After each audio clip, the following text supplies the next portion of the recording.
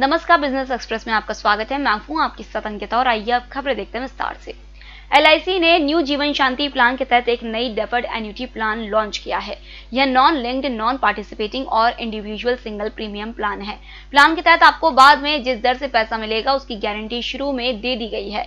एक निश्चित वक्त के बाद आपको यह पैसा जीवन भर निश्चित अंतराल पर मिलता रहेगा। इस प्लान की बिक्री शुरू हो चुकी है और इसे ऑफलाइन और ऑनलाइन दोनों माध्यमों से खरीदा जा सकता है। इसमें दो विकल्प है। कोई व्यक्ति खुद अपने लिए एन्युटी प्लान ले सकता है, दूसरे वह अपने निकट संबंधियों के साथ मिलकर ज्वाइंट प्लान ले सकता है।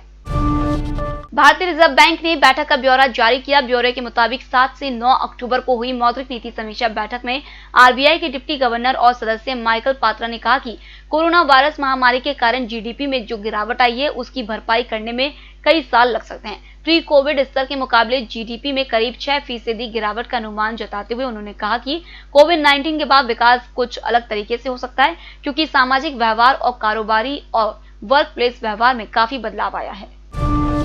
वाहनों के रजिस्ट्रेशन डॉक्यूमेंट में ओनरशिप डिटेल को स्पष्ट रूप से जोड़ने के लिए मोटर व्हीकल्स रूल्स में संशोधन किया गया है। सरकार ने शुक्रवार को कहा कि इस संशोधन को नोटिफाई कर दिया गया है। सड़क परिवहन और राजमार्ग मंत्रालय ने कहा है कि इस संशोधन में दिव्यांगजनों को खास तौर से लाभ मिलेगा।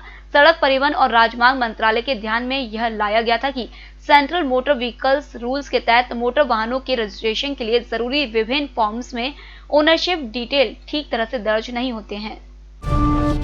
लग्जरी ट्रेन गोल्डन चैरियट एक बार फिर पटरी पर दौड़ने के लिए तैयार है। जल्द ही इसमें आप सफर कर सकेंगे। दरअसल कर्नाटक राज्य पर्यटन विकास निगम के अनुसार गोल्डन रथ को गद्दीदार फर्नीचर, रिनोवेटेड कमरे और बाथरूम, नई लिनन और कटलरी से सजाया गया है। इस लग्जरी ट्रेन में वाईफाई सुविधा के साथ स्मार्ट टीवी भी है। इसे KSTDC द्वारा संचालित किया जाता है। इसे पैसेंजर के अभाव के कारण पिछले साल अस्थायी रूप से बंद कर दिया गया था। RIL और Amazon के बीच जारी विवाद में नया मोड़ आ गया है। अब Amazon ने फ्यूचर ग्रुप से कहा है कि अगर वो रिलायंस के साथ डील खत्म करती है तो कंपनी उसे मजबूत वित्तीय साझेदार और निवेशक से निवेश दिलाने में मदद करेगी। इससे पहले Amazon ने फ्यूचर ग्रुप के प्रमोटर्स के खिलाफ सिंगापुर इंटरनेशनल आर्बिट्रेशन सेंटर में लीगल केस किया था। इसका फैसला अगले हफ्ते तक आ सकता है। निष्पक्ष, निर्भीक और विश्वसनीय खबरें देखें सिर्फ EMS टीवी पर। डाउनलोड करें EMS news app. IDBI bank को चालू वित्त वर्ष की दूसरी तिमाही में 324 करोड़ रुपए का शुद्ध फायदा हुआ है। एक साल पहले समान तिमाही में बैंक को 3,459 करोड़ रुपए का घाटा हुआ था। हालांकि इस साल की पहली तिमाही में हुए 1,044 करोड़ के फायदे से तुलना करें तो यह 125% ज्यादा है। बैंक का ऑपरेटिंग फायदा 1,246 करोड़ रुपए रहा है। इसमें 23% की बढ़त रही है, जबकि शुद्ध ब्याज आय 1,695 करोड़ रुपए रही है, जो 4% की बढ़त रही है।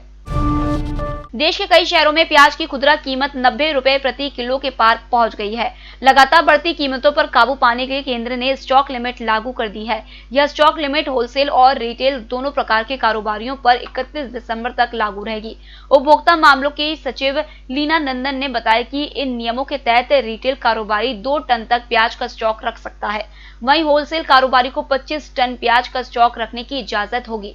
उपभोक्ता मामलों के मंत्री पीयूष गोयल ने भी ट्वीट करके यह जानकारी दी है। शुक्रवार को वायदा बाजार में सोने की मांग में बढ़त के चलते सटोरियों ने अपनी पकड़ मजबूत कर ली, जिसके चलते सोने का भाव 59 रुपए बढ़कर 50,825 रुपए प्रति 10 ग्राम पर पहुंच गया। दूसरी तरफ वायदा कारोबार में चांदी भी मजबूत मांग के चलते 56 रुपए बढ़कर 62,671 रुपए प्रति किलोग्राम पर पहुंच गई।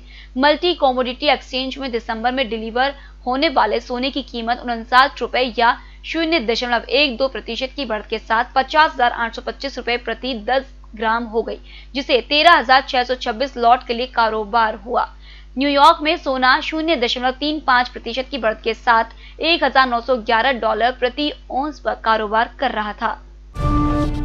नीति आयोग के वाइस चेयरमैन राजीव कुमार ने गुरुवार को कहा कि सरकार को प्रोत्साहन पैकेज 3.0 में इंफ्रास्ट्रक्चर प्रोजेक्ट्स पर फोकस करना चाहिए।